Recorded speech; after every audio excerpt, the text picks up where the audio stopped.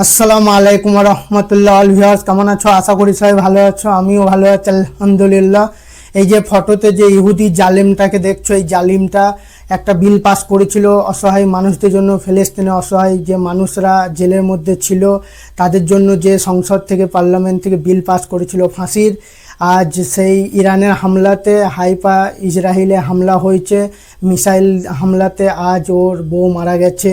তো এই দুনিয়ায় এটাই একটা নিয়ম, যে যেরকম করবে তা সেই রকম কুকর্মের ফল পাবে। তো আজ সেই হয়েছে, সেই অবস্থায় হয়েছে।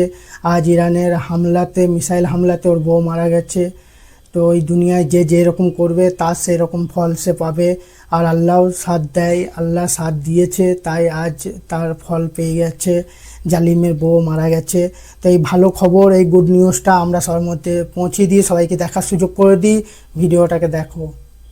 इस दुनिया में जो करोगे वही मिलेगा। 10,000 फलस्तीनियों को फांसी के फंदे की बिल पास कराने वाला जो बंदा था वो यही था दोस्तों।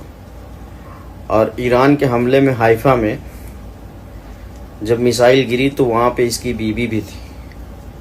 इसकी बीवी चली गई दोस्तों दुनिया छोड़कर, और ये रो रहा था। तो जो करोगे वही मिलेगा, ये दुनिया का दस्तूर है। और ऊपर वाला भी साथ देता है कि जैसा करोगे वैसा ही भरोगे।